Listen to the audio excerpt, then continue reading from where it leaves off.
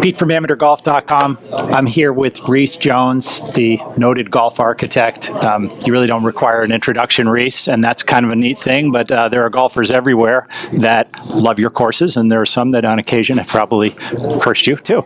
Just a few of the holes.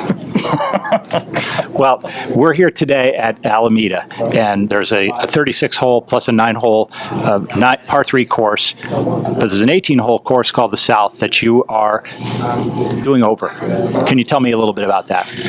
Well, we're working with Greenway Golf to really build a special golf course here at Jack Clark. We're elevating the fairways. We're building an old-style Australian style course with it's sand-capped, so the ball will bounce in different directions. You can play a ground game or an aerial game. It's going to be capable of hosting good players, but the average golfer will really be able to enjoy this golf course. There was a time when people bragged in this architecture business you're in about how much dirt they moved, and then there was a time when it became kind of cool to not move as much dirt at a place like Bandon Dunes.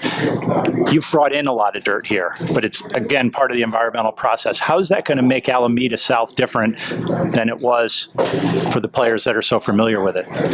Well, yes, in many cases, a lot of architects moved too much dirt on sites that didn't need it moved. Then they went to what they call the minimalist design style, which was really utilizing the lay of the land like Bandon Dunes, but that had contour going for it. Here at Alameda, we had a very low site that didn't drain that well, and we've elevated the fairways so that this course can be played 12 months out of the year. It's sand-capped. It's got unbelievable amount of drainage in it. The fairways pitched to the inlets. It's going to be able to be playable as many days as the sun shines.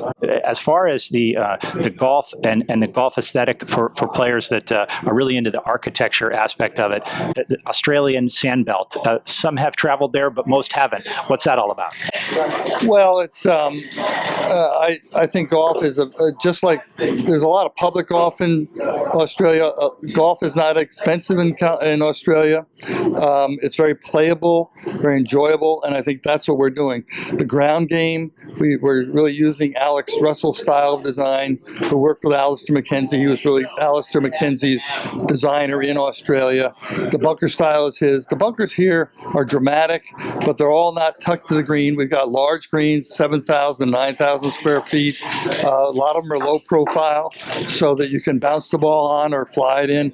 The green contours are not overcooked, but at the same time, you have to read the greens. And so a lot of the fun of this golf course is trying to get as close to the flag so you have a straight putt rather than a 50-foot putt, which will have more break. So it'll play differently every day you play, depending on the wind, the season, or the weather.